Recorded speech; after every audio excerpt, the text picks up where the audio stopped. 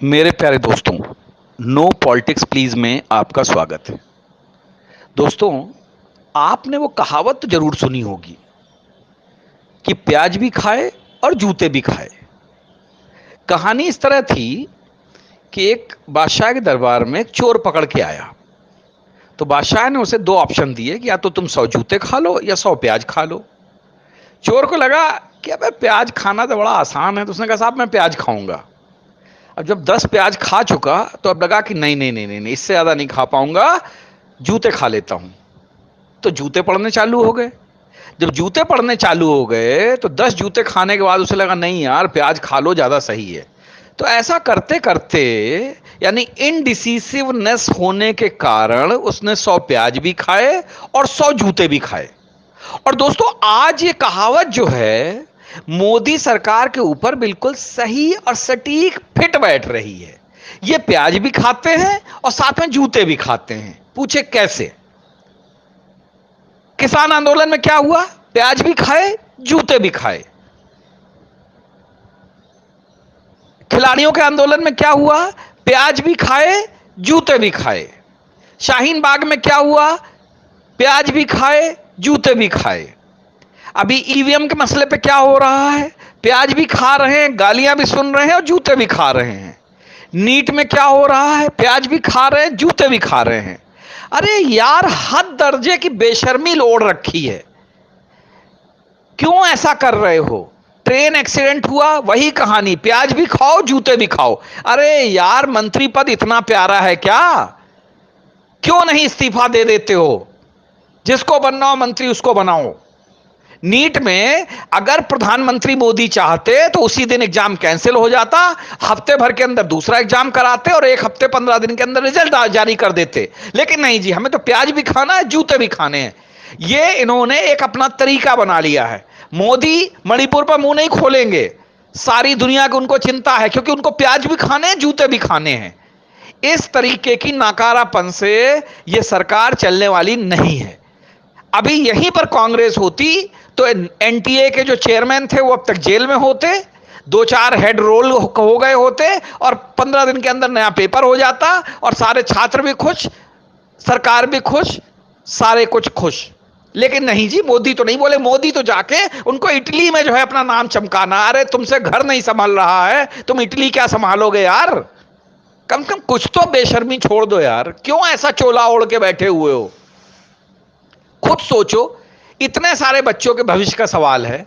और फिर तुम तो सरकार में हो यार, एक आयोग बना दो, उस आयोग में विपक्षी दलों को भी शामिल करो, अपने सरकार को भी शामिल करो, शिक्षाविद को भी शामिल करो और सारे एग्जाम बोलो तुम कंडक्ट करो। जरूरी है कि तुम सांप की तरह कुंडली मार के वहीं बैठे रहो कि नहीं मैं ही करूंगा? तुमसे नहीं हो रहा, आयोग बना दो। बहुत सारी जांच आयोग बनते हैं ना, तो एग्जामिनेशन आयोग बनाने में दिक्कत क्या है? सभी दलों के सांसदों को शामिल करिए, बनाइए एक आयोग, आयोग को लेने दीजिए एग्जाम, आपको क्या तकलीफ है? लेकिन नहीं जी, हमें तो प्याज भी खाना है, जूते भी खाने हैं। भाई हद हो चुकी है यार, लोग इतनी गालियां दे रहे हैं। इवन जो बीजेपी का समर्थक है वो भी हमारे जैसा कहने पे मजबूर हो गया है कि भाई अब मोदी जी झेले नहीं जा रहे हैं, क्योंकि मोदी जी को अब झेलना जो है ना बड़ा असंभव सा लग रहा है। अरे किस टाइप के इंसान हो भाई तुम? तुम्हें हर जगह मां गंगा ने मुझे बुलाया है, मैं वाराणसी का बेटा हूं। अरे यार, तुम कहां के बेटे हो? तुम्हें हमें क्या लेना देना है भाई? इस तरीके की चवन्नी छाप बातों से अब किसी को भला नहीं लगने लगा है। अब हर आदमी सोच रहा है कि भाई कुछ बाहर निकलो इनसे बाहर। सबका साथ सबका विकास, प्याज भी खाए जूते भी खा लिए, यही तुम्हारा ये फार्मूला चल रहा है। भाई तुम नीट की परीक्षा दोबारा क्यों नहीं करवा सकते हो? तुम्हें किसने रोका हुआ है? कौन सी ऐसी शक्ति है जो तुम्हें रोक रही है? वो तो भला है कि अभी सुप्रीम कोर्ट में जो है चंद्रचूड़ साहब एक्शन में नहीं है, वरना अभी तुम्हारी खाल उतार के रख देते और चारों तरफ से गालियां सुनते। एक्शन तुम लेना नहीं चाह रहे हो क्योंकि तुम्हें सबका साथ सबका विकास चाहिए। उधर देखो, अजीत भारती ने एक बात कही, उसके अगेंस्ट में एफआईआर हो गई। राहुल गांधी दिन रात झूठ बोल रहा है, तुम्हारे अंदर हिम्मत नहीं है, दम नहीं है कि तुम राहुल गांधी के अगेंस्ट में एक एक्शन ले सको। चवन्नी छाप यूट्यूबर नेहा राठौर जैसे चंदा चोर के ऊपर गाना बना लेती हैं, तुम बैठ के लिपस्टिक लगा के बैठे हुए हो, तुम्हें जाके वहां जो है इटली में फोटो खिंचाने की जल्दी पड़ी है। आखिर ये लोग कैसे सुधारे जाएंगे?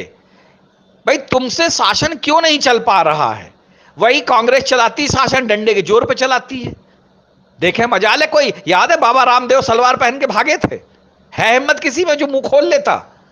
सत्ता रहे चाहे जाए, इतने तो कायर मत बनो यार, इतने तो कमजोर मत बनो। हर कोई मुंह खोल के तुम्हें गालियां दे रहा है और तुम्हारे बस का कुछ नहीं है, तुम कोई एक्शन ही नहीं लेना चाहते हो। ध्रुव राठी जैसे जो है खुलेआम तुम्हें तानाशाह और जाने क्या क्या बोल के वीडियो चला के चले गए और तुमसे उसका वीडियो तक ब्लॉक नहीं हो सका। नहीं जी, हमें तो सबका दिल जीतना है। अबे काहे का दिल जीतना है भाई? तुम जो तुम्हारे सामने तुम्हें खड़े होकर गालियां दे रहे हैं उनका दिल जीत के क्या करोगे? और प्रधानमंत्री पद की गरिमा गिराने में जितना बड़ा मोदी जी का हाथ है उतना किसी का नहीं है। जो तुम चिल्ला नहीं नहीं हमारे गालियां तो मेरे लिए मुझे बहुत अच्छी लगती हैं। अरे यार तुम गालियां खाओ ना, लेकिन दूसरों को तो मत करो। प्रधानमंत्री पद की गरिमा तो मत गिराओ। तुम्हें गालियां खाने का शौक है तो चौराहे पे खड़े हो जाओ, लोग गालियां देंगे तुम्हें, खाइए वहां पे गालियां। लेकिन प्रधानमंत्री पद पर रहते हुए मत खाइए, उस पद की गरिमा मत गिराइए। मजाल साला, किसी में हिम्मत थी जो इंदिरा गांधी को गालियां दे ले? किसी में हिम्मत है जो उद्धव ठाकरे को गालियां दे दे, अखिलेश यादव को गाली दे दे, ममता बनर्जी को गाली दे दे? इवन छोटे मोटे आप स्वामी प्रसाद मौर्य को नहीं दे सकते हैं, लेकिन प्रधानमंत्री को गाली देना बड़ा आसान है, क्योंकि वहां पे एक ऐसा नकारा आदमी बैठा हुआ है जो कोई एक्शन नहीं लेना चाहता है। हद कर दी है यार तुमने। भाई कब तुम अपने नाम का एक रसूख का जो है पालन करोगे? तुम्हें पता तो चलना चाहिए। अरे हम आपसे प्यार करते हैं, इसका मतलब ये नहीं कि हर कोई उच्चा मुच्चा लुच्चा टुच्चा आके तुम्हें गालियां देके चला जाए और तुम उसको वहां पे भाषण से बताओ कि नहीं जी गालियों से मेरा जो है स्वास्थ्य लाभ हो जाता है। अरे कैसी बातें करते हो आप भाई? कुछ तो सोचो, इस देश के प्रधानमंत्री हो आप, आपका फर्ज बनता है लीजिए तुरंत निर्णय। कब तक? हर आंदोलन जो है इन्होंने रबड़ की तरह इतना खींचने दिया कि जब वो जाके सिरदर्द बन गया तब जाके बीजेपी ने कोई एक्शन लिया। पता नहीं किस टाइप के, अच्छा मंत्री नेता उनको कोई मतलब नहीं है क्योंकि उनको तो सत्ता मिल गई है, अब वो बैठ के अपना पकौड़े तल रहे हैं, उनको कोई लेना देना नहीं है।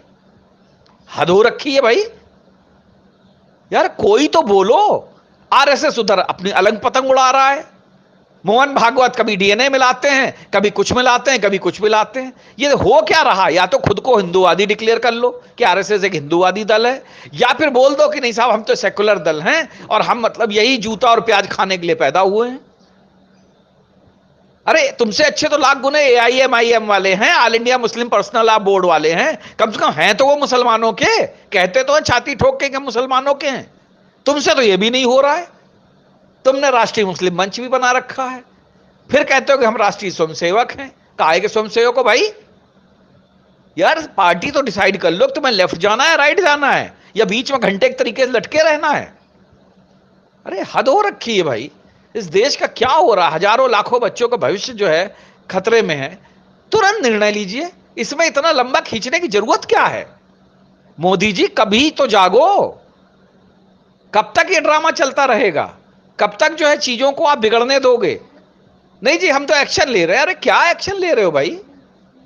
सरकार को तुमने मजाक बना के रख दिया है। हर आदमी गालियां दे रहा है, सुन के तुम खुश हो रहे हो। हद हो गई है भाई, कुछ तो करिए। मोदी जी नहीं हो पा रहा, सत्ता छोड़िए, कोई दूसरा बैठेगा जाके। योगी जी को बैठा लिए, देखिए अभी कितनी जल्दी लोग काम करते हैं, दौड़ दौड़ के काम करेंगे, बिना थके हुए काम करेंगे। बिठाइए योगी जी को, देखिए चमत्कार। फिर भाई निर्णय लेना पड़ेगा, आप इस तरीके से बच नहीं सकते। अगर आप प्रधान सेवक हो, प्रधान चौकीदार हो या प्रधानमंत्री जो भी हो, निर्णय तो लेना पड़ेगा। बिना आप अपनी जिम्मेदारियों से बच नहीं सकते। ये लच्छेदार भाषण देके या बड़ी बड़ी बकवास करके आप बच नहीं सकते हैं। इस चीज का ध्यान रखिए। जय हिंद, जय भारत।